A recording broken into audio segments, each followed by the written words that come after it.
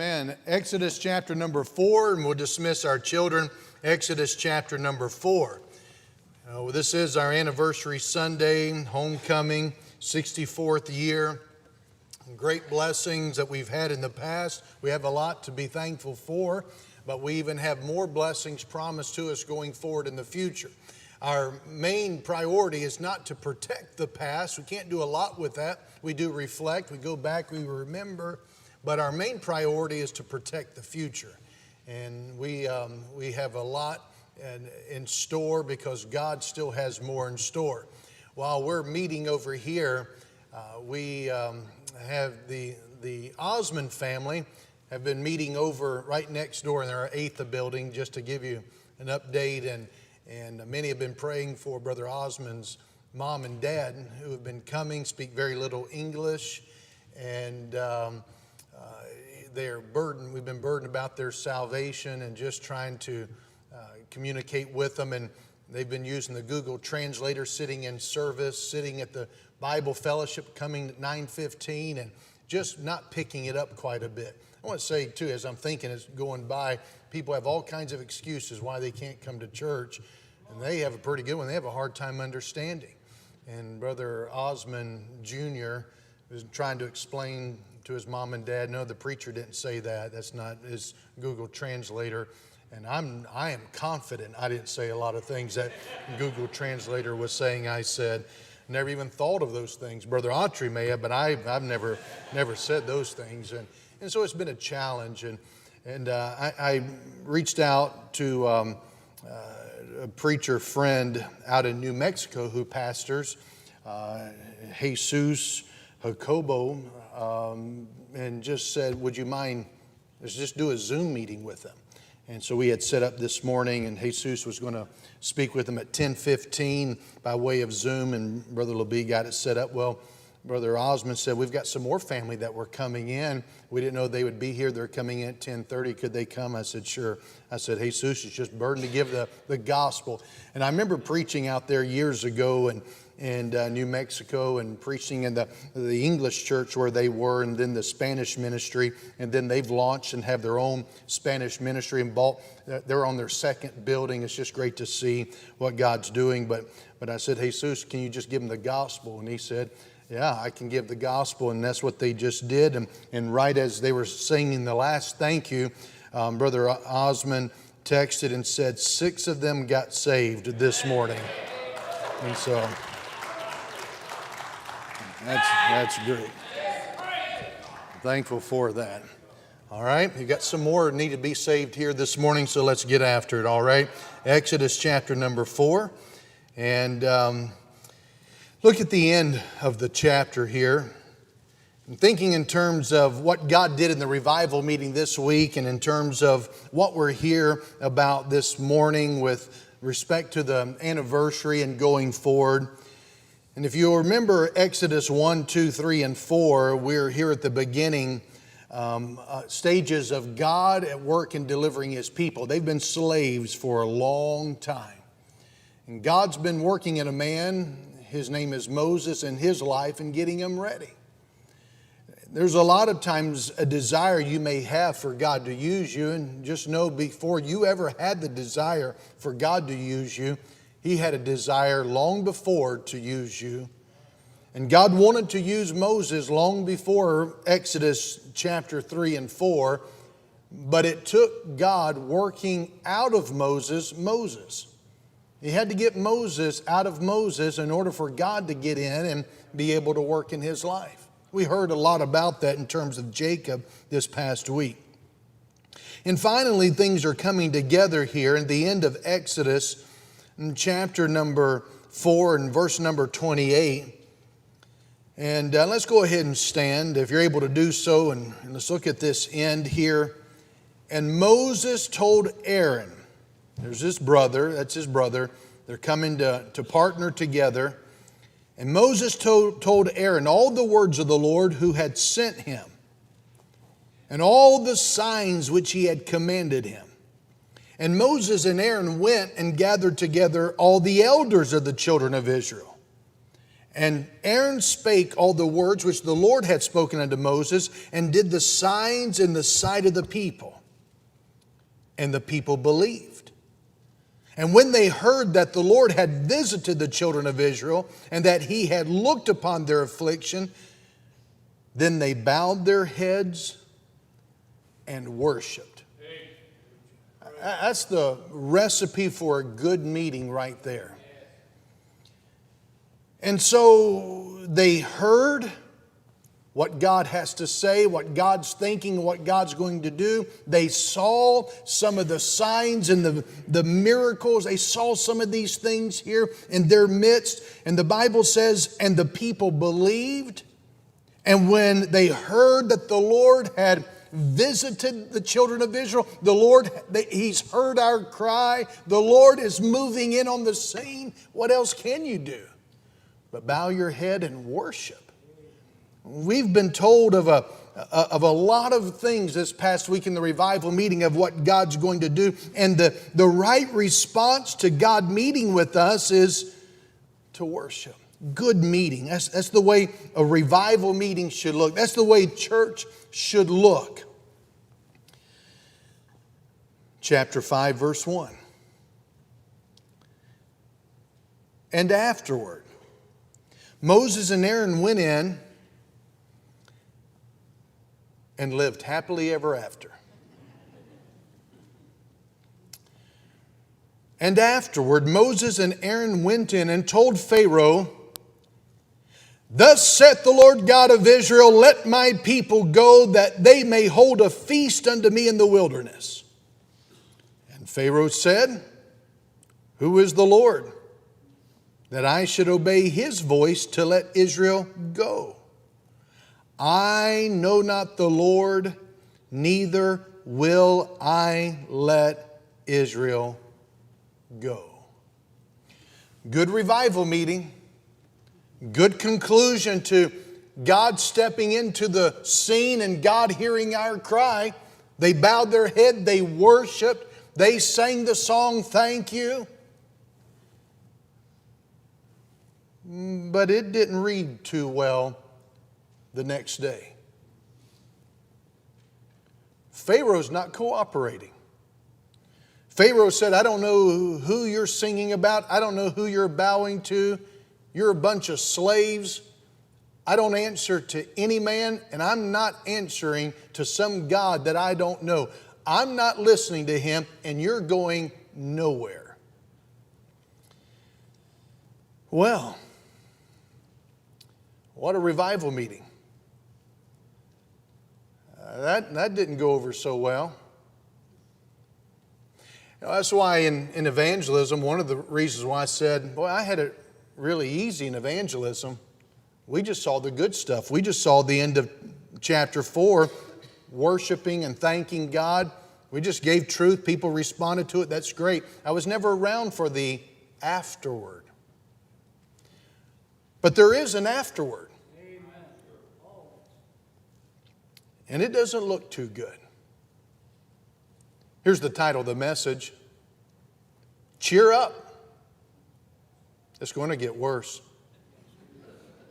Yeah. Cheer up.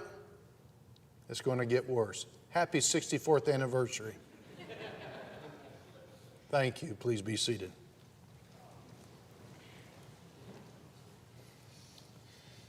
The Egyptians. You're going to see them all throughout the book of Exodus. These are the oppressors of God's people. The Israelite, these are the oppressed people of God. They're in a miserable state. They realize we don't have to live this way. God doesn't want us to live as slaves. God has a better plan for us.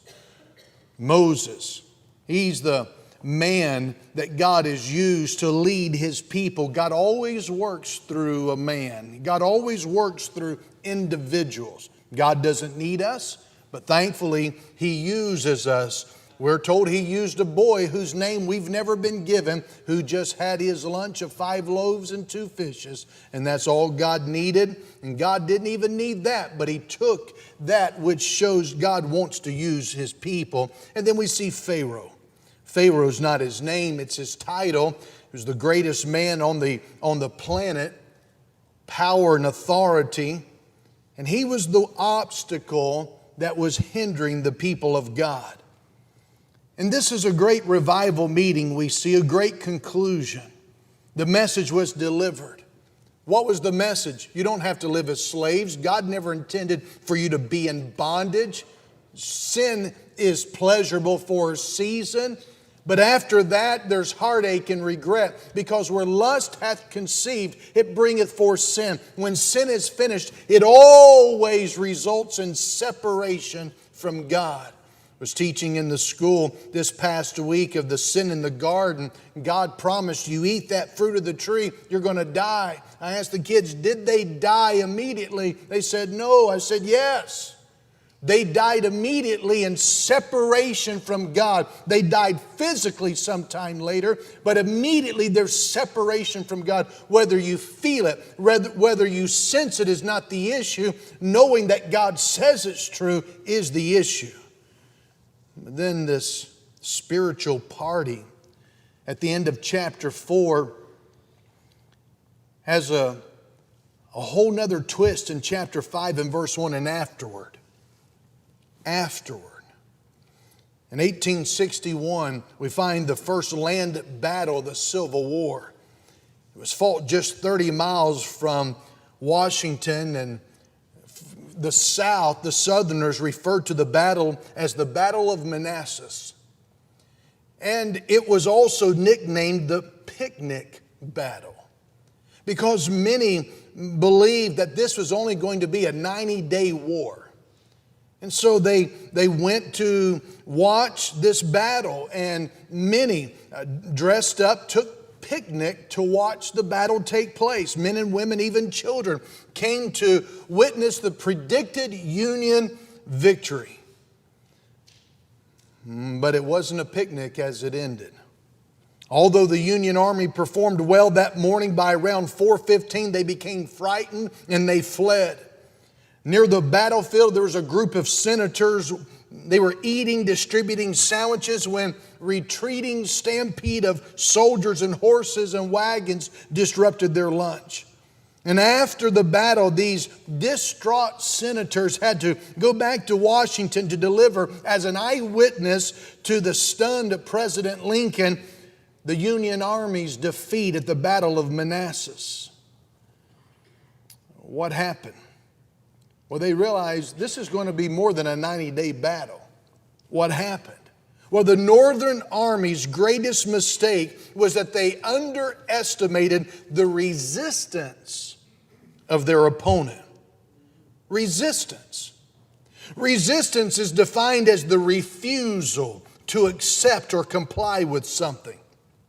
It's the attempt to prevent something by action or argument. Well, that was Pharaoh. Pharaoh was the resistance that stood in the way between God's people and freedom. That was Pharaoh. Pharaoh refused to accept. He refused to comply with God's plan and God's man.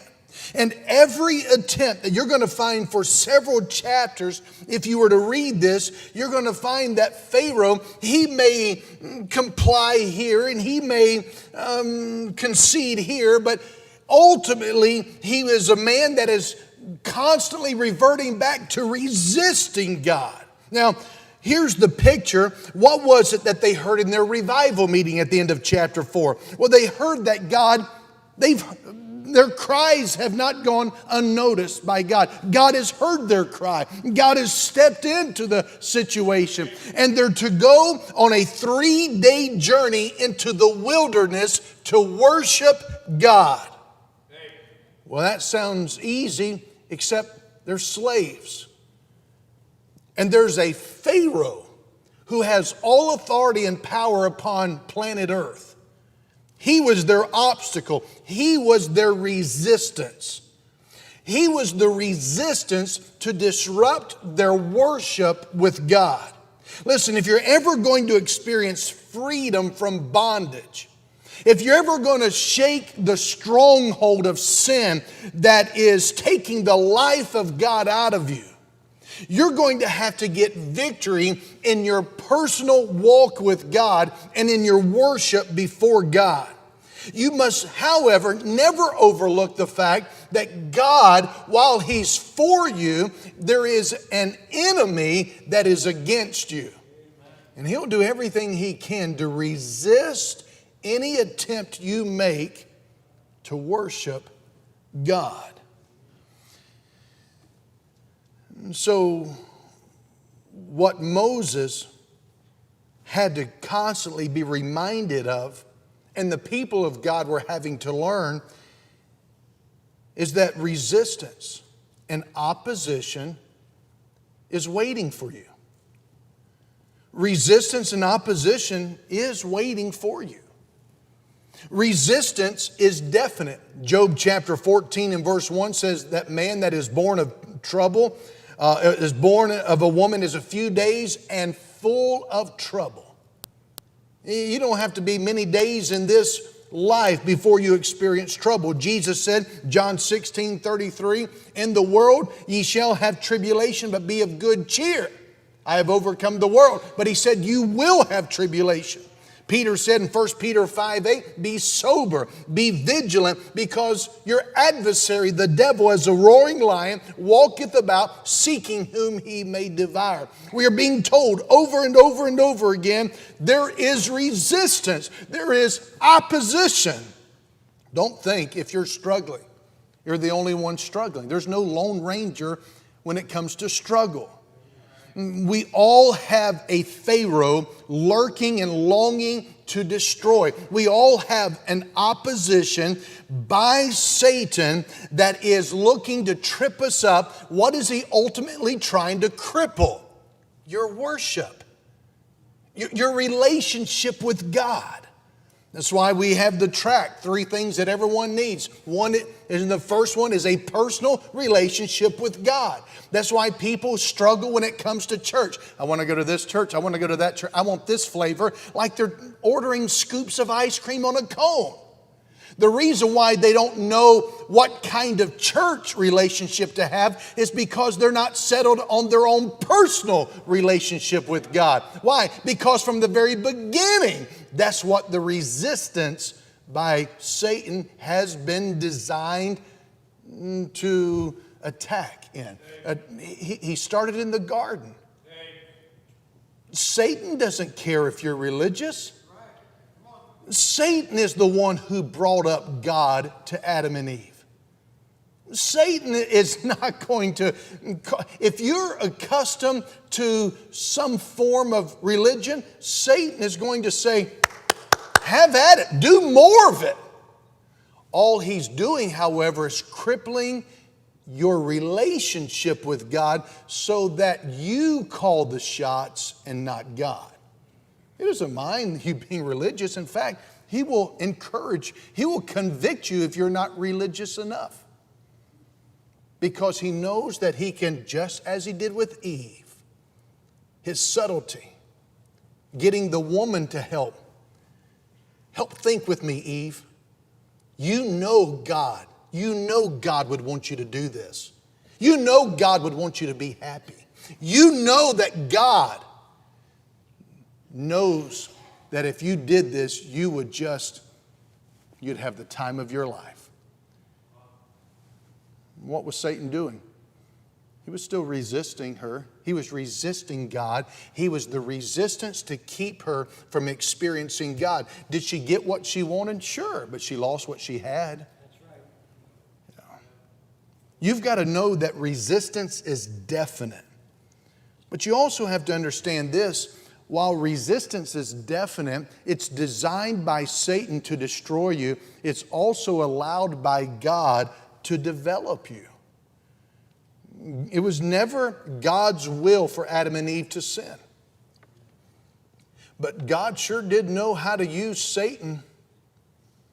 God sure does know how to use the demons of hell. God can use anybody, anything to His glory. In other words, Satan is no match for God. So why would we want to listen to resistance to the Pharaoh talking to us and not listen to God? Resistance is great. The resistance of Pharaoh is to destroy us. But God will allow it because God can take whatever Satan will throw, and God can hit a home run every time because He will allow it to develop us.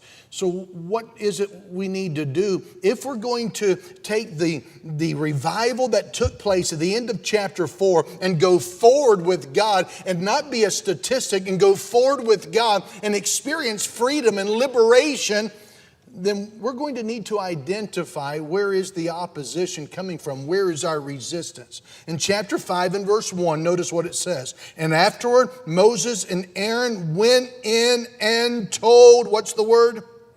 Pharaoh. So in other words, they're identifying this is our problem right here. They went in and they confronted their problem. Let me ask you, what is it that's destroying your momentum with God? Well, we're told three enemies we have. It's the world, it's the devil, and our very own flesh. And when we can identify where is the opposition coming from, it'll help you be able to attack that. Take control of the situation and face the resistance. Face your Pharaoh. Whatever it is that God spoke to you about last week, whatever it is that God spoke to you about even on Saturday, and I hope that God spoke to you on Saturday because His Word is still alive. Whatever it is that God speaks to us about, we need to recognize there is resistance. There is opposition. We'll address it. Attack it. Attack whatever's attacking you. Moses went to Pharaoh. Although Pharaoh's greater than Moses. He went in, he made clear, here's what God says. Here's what God wants us to do. And what did Pharaoh say? No go. Not going to budge. I don't really care what kind of testimony time you had. It's not going to work. And so here's what you can expect of your Pharaoh. You can expect your resistance to seem unbearable. That's why we have a Conqueror series. Because many of the strongholds that engulf a man, whether it be pornography or anger or substance abuse, many times a man will come into one of these meetings that we have, and it's because they've tried to shake it. They started out with saying, I can give it up at any time. Then it goes into, well, it's not that big a deal. And then it goes into, well, it's not as bad as something else. And then all the while, it's like a slithering python that is just bringing its enormous body around you, strangling the life out of you. And after a man has had so many casualties in his life, it's damaged his relationship with his wife, it's now hurting his church, it's affected his job, it's affecting his children, and then he says, I think I need help. Well, you needed help long before then. But what happens is we fail to expect there's going to be some opposition to my worshiping God, my walking with God. Expect your resistance to seem as though it's unbearable. Why? Well, because it's intense. Satan, we're told, is as a roaring lion walking about seeking whom he may devour. He's loose. He's trying to destroy. Well, you need to recognize, just as Pharaoh, he was very intense in his opposition. Notice in verse 2, Pharaoh said, not going to let you go. Notice in verse number 7, so what happened as a result of God's people getting serious about serving God? Well, verse 7, you shall no more give the people straw to make brick, and heretofore let them go and gather straw for themselves. Verse number 9, he gives them more work. He makes it harder. Verse 14, the Israelite foremen were beaten because of the failure to meet the quota, the brick quota. So Pharaoh says, I'm not going to give you straw to make bricks. I'm going to give you more work. And now I'm going to punish you for not getting it done. Notice in verse number 15, they made an appeal. Then the officers of the children of Israel came, cried unto Pharaoh, saying, wherefore dealest thou thus with thy servants? And they began to lay out the situation. what happens? Their appeal was denied. No, I'm not going easier on you. You think that there's a God in heaven who cares about you, who wants you to be freed, but you've got another thing coming. And Moses' response in verse number 22, Moses returned to the Lord and said, Lord, wherefore hast thou so evil entreated this people? Why is it that thou hast sent me? For since I came to Pharaoh to speak in thy name, he hath done evil to this people, neither hast thou delivered thy people at all. You see what Moses is saying? Moses is saying, first of all, God, whatever you do is your business, but why are you putting me into this? And he said, God, verse number 23, he said, this is a lot worse. We're worse off now than what we were before the revival meeting. We're doing worse now than what we were before we came to church. Before we ever decided to follow Jesus, no turning back, no turning back. It's worse now. We were better off before. We had it easier when we were just settled in as slaves to the world. And so Moses gets a reminder from God. Notice in chapter 6 and verse 9. Moses spake so unto the children of Israel, but they hearkened not unto Moses for anguish of spirit and for cruel bondage. Moses can't get through to the people of God because they're so whipped. And then the Lord spake unto Moses, saying, Go in, speak unto Pharaoh, king of Egypt, that he let the children of Israel go out of his land. And Moses spake before the Lord, saying, Behold, the children of Israel have not hearkened unto me. How then shall Pharaoh hear me, who am of uncircumcised lips? Moses said, if I can't get your people to listen to me, how am I going to get Pharaoh to listen to me? You've got to imagine Moses' difficulty. It's real. Moses had no influence over his own people. Moses' conclusion is, how am I going to have influence over this great obstacle? Maybe you're here this morning, you've had a losing record when it comes to God. You've lost more with God than the Atlanta Hawks. Have the Atlanta Hawks ever had a winning season? Do they even play basketball still?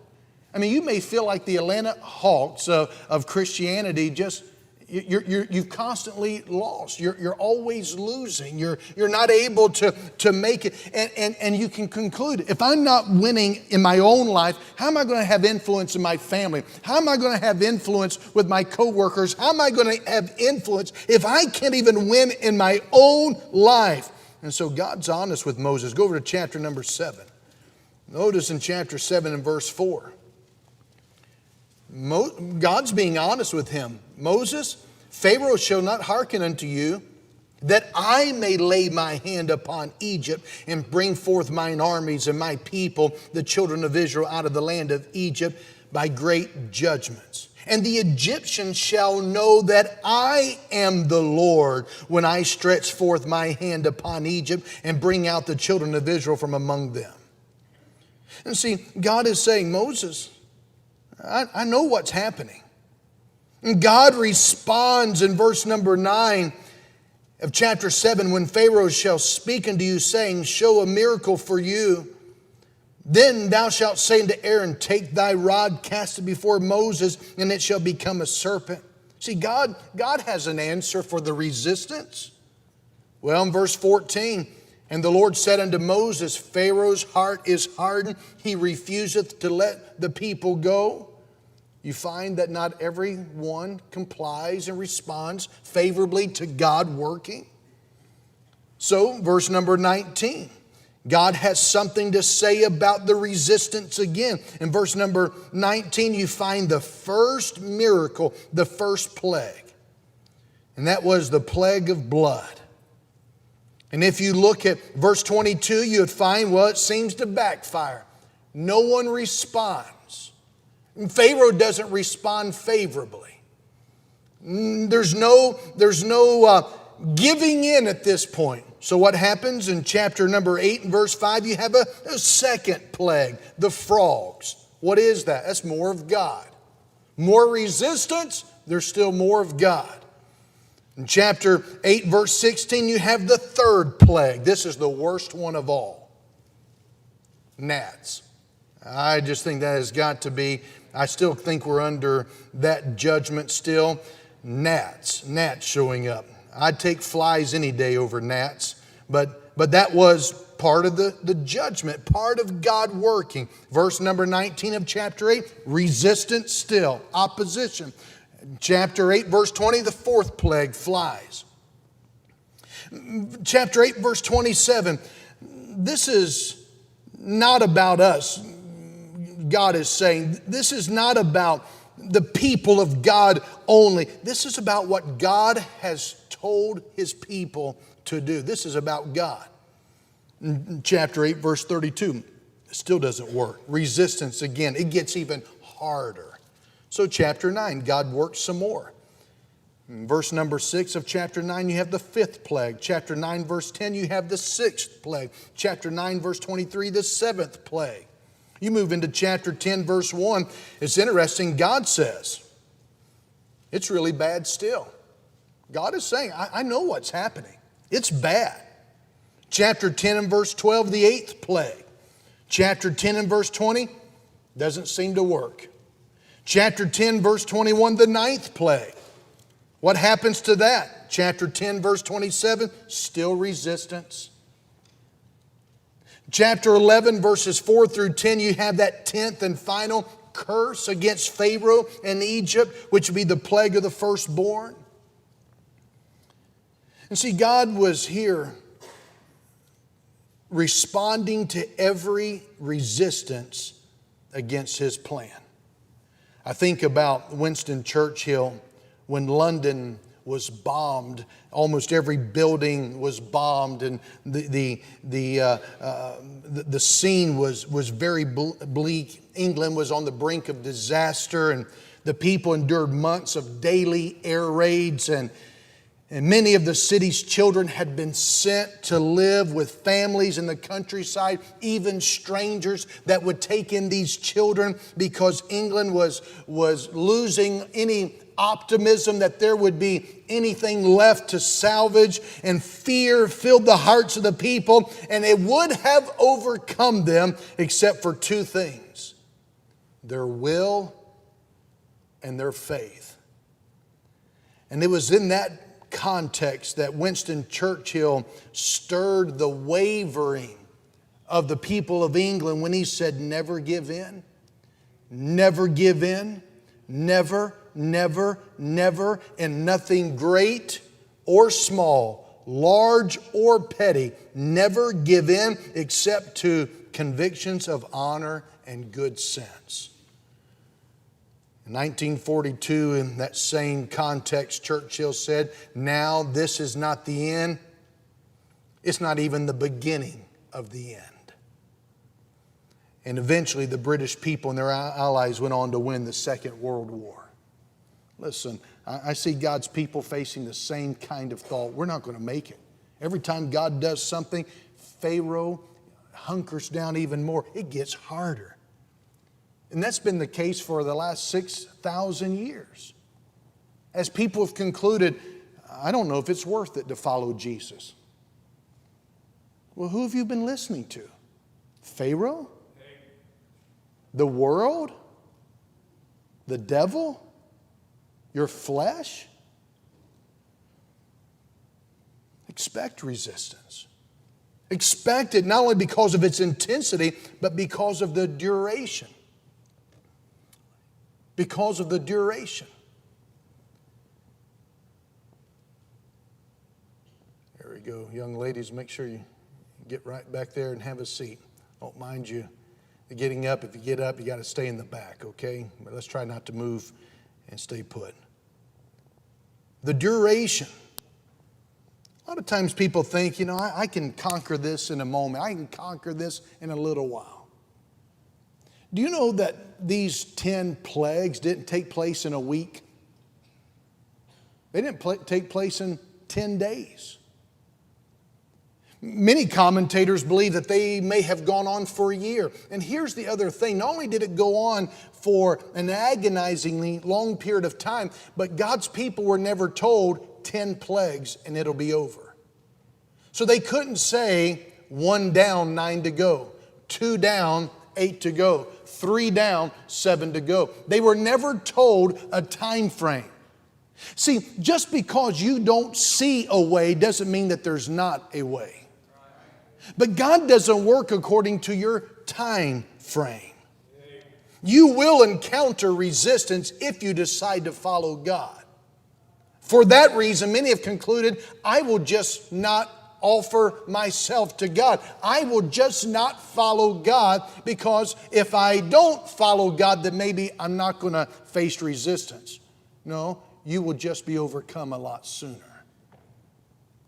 See, anytime you give up on following God, you will be overtaken with the one who is out to destroy your life. Frances Chadwick, one of the great open water swimmers of all time, she was the first woman to swim across the English Channel in both directions. And she also broke the time records for making the long and difficult swim.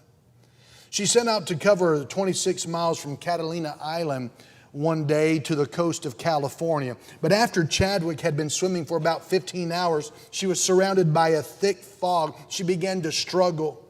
And she was told by her mother, as they were accompanying her in a boat, riding beside her, and she told her mother rather that she didn't think she could make it. And her mother was trying to encourage her to keep at it, and after struggling a little bit longer, she just gave up. She crawled into the boat. And then the next day, she was talking with the interviewer, because when she got into the boat, she realized that she was less than 1 mile from the shore. But she could never see it because of the fog. And she said, quote, I'm not excusing myself, but if I could have seen the land, I think I might have made it. End of quote. Do you know why Moses made it? When the rest of God's people were saying, let's just stay in Egypt. Let's not go any further. Let's not make any more decisions. Let's not give any testimonies. Do you know why Moses made it? Hebrews 11:27 says, Moses endured as seeing him who is invisible. In other words, Moses' eyes was not upon the resistance. It was upon the God who's greater than any opposition.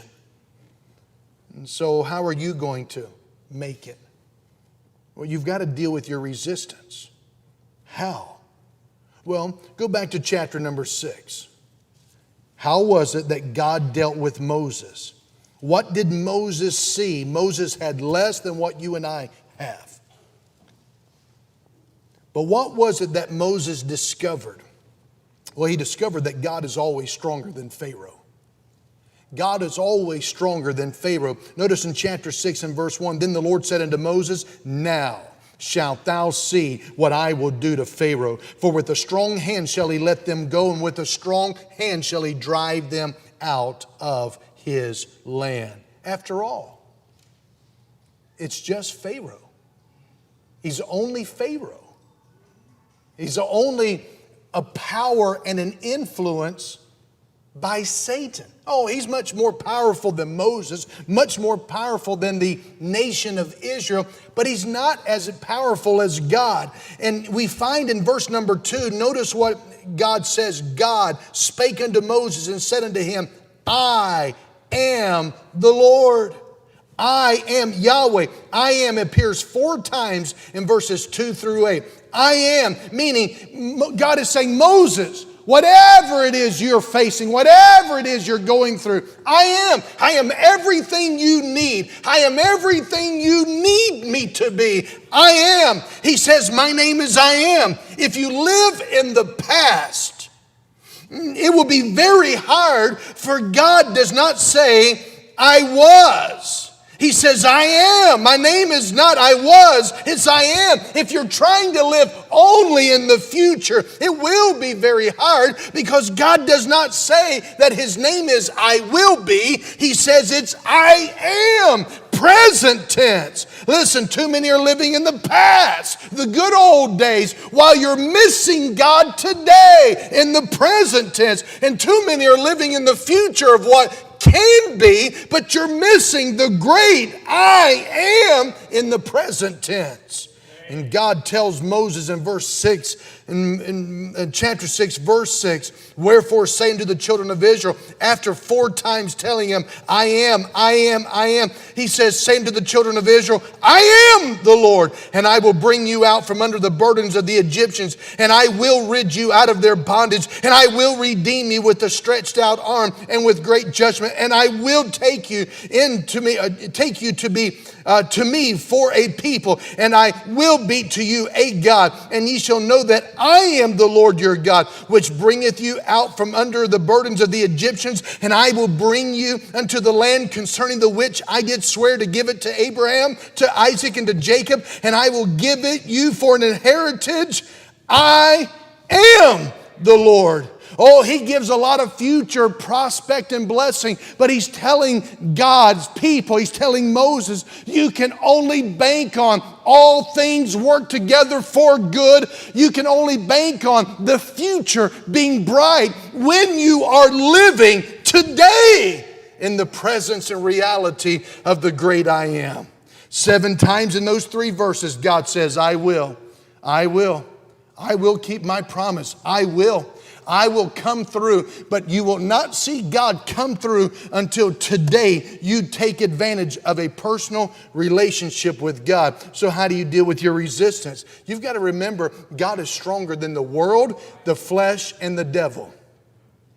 And you will prove that by whichever one you're listening to. So what was the message of God to his people? Over and over and over and over again, it was the same concept. Trust and obey. Trust God fully and obey completely. Trust God fully and obey completely. That's how you experience the great I am. Now, 4 things that Pharaoh did with God's people. Pharaoh tried to make compromises. I want you to understand and listen to these, and we'll be done. Go to chapter number 8 and see the 4 same compromises that your Pharaoh is submitting to you today. Notice in chapter 8 and verse 25. Pharaoh called for Moses and for Aaron and said, go ye, sacrifice to your God in the land. Remember, how did all this start? What was God's message to the people of God? What was God's message to Moses and to Aaron? And they gathered together the leaders and gathered together the children of God. And God's message to them was given very clearly. What was it? Go 3 days journey and worship. What is it that Pharaoh is suggesting to Moses? Go worship. But you do it right here in this land. Do you think that Pharaoh is still doing the same thing today? Do you think Satan is suggesting the same thing today? There used to be billboards. I don't see them anymore because Christianity just follows along with the current of the world. It just does it at a different pace. But they used to have billboards up that said something like this: go to the church of your choice. Well, isn't that sweet? After all, it's my body. We've heard that before, haven't we? It's my life. It's my family. It's my right. And that's what Pharaoh was saying. You serve God. That's what you want to do. You worship Him. But you do so right here. Jesus put it this way: no man can serve 2 masters. Either he will hate the one and love the other, else he will cling to the one, despise the other. You cannot serve God and mammon. You say, what's so bad about this matter of staying in the land and worshiping God? Because it wasn't possible. God didn't just want their outward allegiance, He wanted their heart. He wanted a faith that wouldn't just make it in the shallow end. He wanted faith in God that would be sufficient for the deep end. In other words, look at the way Moses put it in verse 27. Pharaoh said, worship, stay in the land. Moses said, we will go 3 days' journey into the wilderness and sacrifice to the Lord our God as He shall command us. Moses, he didn't pay attention to that billboard that said just worship the way you want to. No, Moses said, this whole matter of worship, it's not your idea, Pharaoh. Nor is it my idea. Because I very likely may be killed as a result of this whole thing that we're trying to accomplish. This is not about you, and this is not about me only. This is about God. And God is the one who told us to worship, and God is the one who told us how to do it. It is God who's God, we're not. It is God who is God, you're not. Well, I'm only here because it's Anniversary Sunday and because somebody asked me to come. Have you ever heard of God? Well, He and I, we've got this deal worked out. He's not the God of the Bible then, because the God of the Bible doesn't work out deals with you. He's not your buddy. He's not the man upstairs. He's God. He is God. Pharaoh is not doing God's people any favor, and neither are many of people. And I don't care how big the size. I don't care how little. Somebody says, well, you know how many people have left Canaan over the years? Do you know how many have left Jesus over the years? A whole lot more left Jesus than have left Canaan. But Canaan is not designed to be a massage parlor for Christian souls. It's a discipleship box that is designed to help us understand He's God. We're not. Well, I don't like Him. I don't like people yelling. I don't like when the preacher gets mad. I don't like when the preacher pounds the pulpit. Well, I don't like you snubbing your nose to God either. I said, I don't like the way people claim to be God's people, but they don't give a rip about God. I don't like that. But it doesn't really matter what I like and don't like, what you like and don't like. What matters is this was God's idea. But Pharaoh, he's going to compromise. Why don't you just go down to the little church down the road? And they don't care whether you drink, smoke, chew, go with those who do. They don't really care. They don't care. Neither does the devil. I grew up in a church that didn't care about how we did things. Well, look at how it's treating you now. Your life really shows that you've walked with God these many years. Yeah. Well, Pharaoh said, go, but you stay in the land. He didn't stop there. Notice in verse 28, Pharaoh said, I will let you go, that ye may sacrifice to the Lord your God in the wilderness. Only ye shall not go very far away. Entreat for me. See, Pharaoh attempted to position himself and still control the people of God. You can go, but just don't go that far. Don't you hear that today? I don't care if you serve God, somebody says to their friend, but just don't be a fanatic about it. Just don't be radical. What other faith do you see in the Bible that is real faith that's not radical? How about the faith of Caleb and Joshua? I say that's pretty radical. The 10 spies said, I don't think we can do it. Caleb and Joshua said, yeah, but God can. How about little David? David, teenage boy. The entire army standing around. And you know what David's brothers said? The exact same thing that Pharaoh is saying. David, you're just some proud little snotty-nosed punk. Go back home with those little sheep. And David said, is there not a cause? What are you waiting for? Is there not a cause? What is David displaying? A radical faith. Pharaoh said, but just don't go too. That's the problem with many of God's people. They have enough of God and enough of the world to make them absolutely miserable. Miserable. No, I got the joy.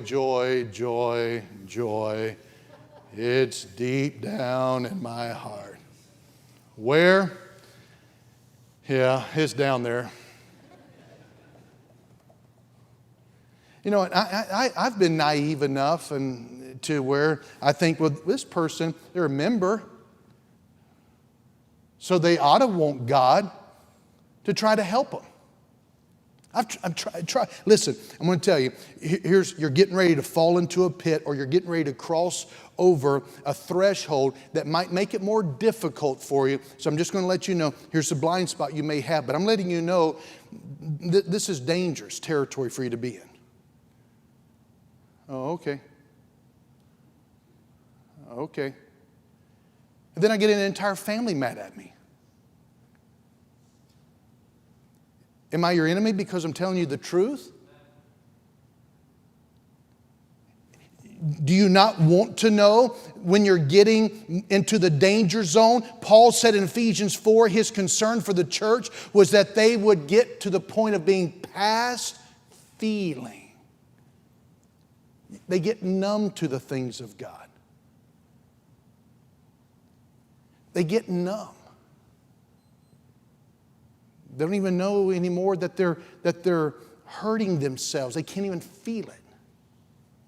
And Paul says, I'm concerned that you get past feeling. You make such stupid decisions because you're giving in to sin all around you. And if you were close to God, you would have never thought to do that.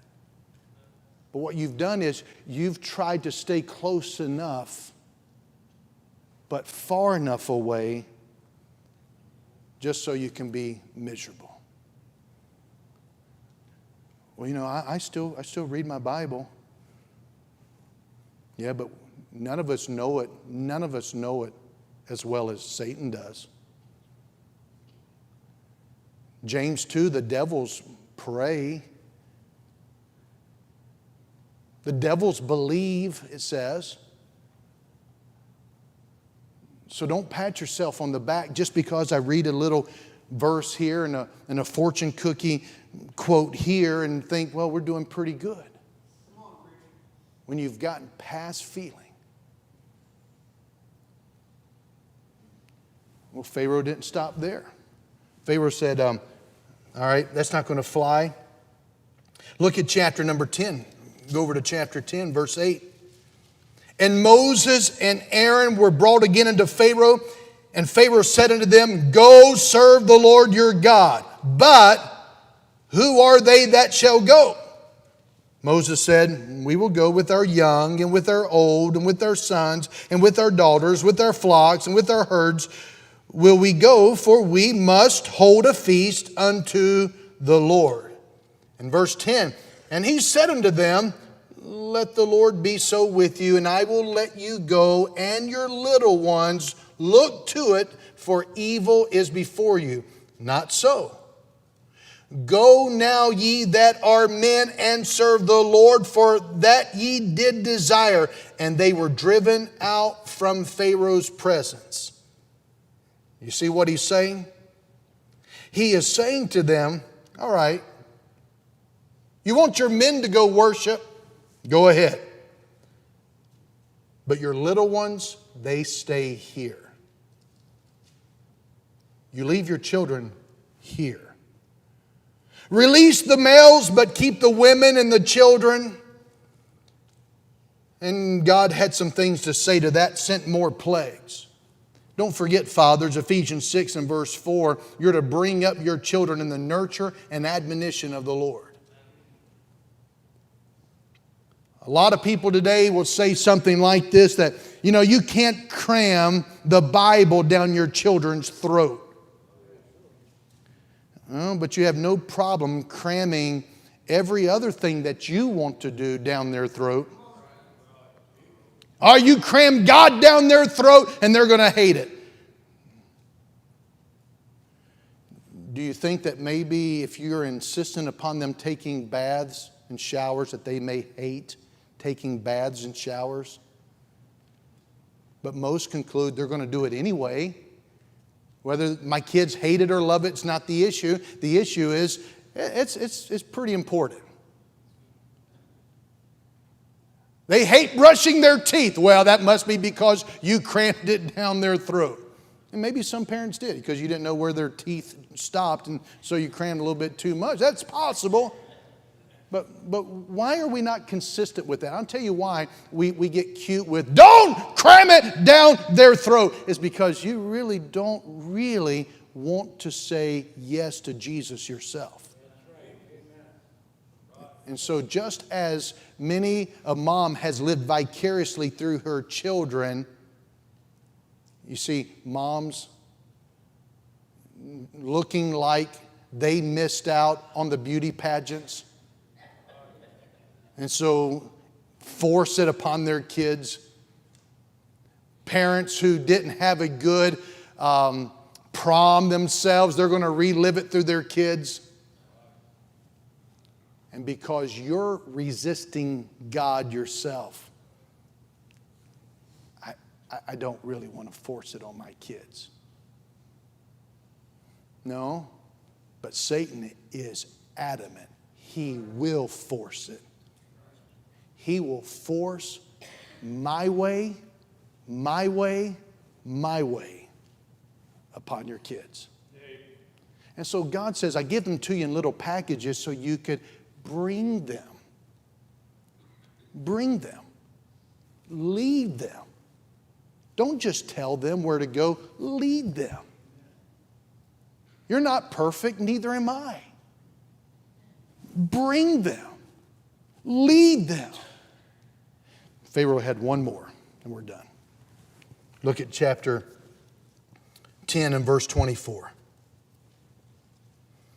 Pharaoh called unto Moses and said, Go ye, serve the Lord, only let your flocks and your herds be stayed. Let your little ones also go with you. So now, Pharaoh says, all right, take your kids if you got to take your kids. Yeah, we got to take our kids. But he says, leave your cattle behind. In other words, he says, leave your business out of it. And he still says the same today. So people compartmentalize. I don't cuss at church, I only cuss when I'm on the job. I have been told construction workers, law enforcement, and military, it's a different life. Not if you're a Christian. Not if you're a Christian. Well, it's just the rough kind. No, you're just an idiot. Sin is sin no matter where you are. Maybe it's because you put on the clothes you put on. Well, I suggest you put on something else that'll remind you He's still God. And so Pharaoh's saying, I know how this works. You just keep your business out of it. Don't let God get into your business. Leave those animals behind. Leave that behind. But one reason they couldn't leave the animals behind is because they needed them to worship, for worship. They needed some animals for sacrifice to worship. But I love Moses' response. Notice what Moses says in verse number 26. Our cattle also shall go with us. There shall not an hoof be left behind. I don't know if I understand what Moses is saying there. Our cattle also shall go with us.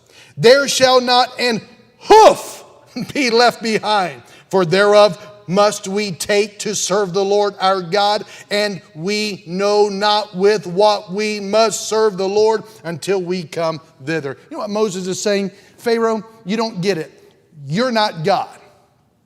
You may be more powerful than I am. You may be stronger than we are, but you're not the one in charge. God has given us the orders. We're simply telling you, here's what God wants to do. Take my life and let it be consecrated, Lord, to Thee. I have decided to follow Jesus. No turning back. No turning back. Well, just if you're going to worship, stay here in the land. We're not doing it your way. We're not worshiping as convenient to man. We're not worshiping so that it makes us feel good. We're worshiping because this is what God has demanded. Well, if you do worship, just don't go too far. No, we go all the way. We go all the way with God. All the way with God. Well, one thing I am thankful, at least Canaan Baptist has the reputation that if you come here, you got to be somewhat serious about the things of God. Someone told me that they just don't visit, that there's a reputation that if they leave a church, they don't come here. I said, good. One of the things I've prayed, Lord, would you fill up the pews from people who are not disgruntled just leaving a church? Because this matter of church is not about your flavor, it's about God. It's about following God. It's about Him. And the reason why some people are not interested in church is because they really just don't know Him. Just like I'm not interested in your family reunion. I'm not a part of your family. And the reason you're not interested in God's family reunion is because you're really not a part of His family. It's a fair question. It's a question that determines your eternity. Well, if you do go, Moses, don't take the children. No, the children go with us. This is extremely important. Well, if you do, leave your business out of it. Not one hoof. That'd be a good church motto for the year. Not one hoof left behind. Yeah. Why? Because He's worthy. He's worthy. Do you know God's people went on to do great things for God because they were letting God do great things for them? Because the Bible tells us that Moses trusted and obeyed. And he had to keep telling the people of God, trust and obey. Trust and obey. There's no better way to be happy in Jesus but to trust and obey. The same compromises that Pharaoh was offering then, he's been offering today. And God's people have been listening to Pharaoh today when we ought to listen to the one God who is stronger than Pharaoh and trust and obey. Let's stand together, please.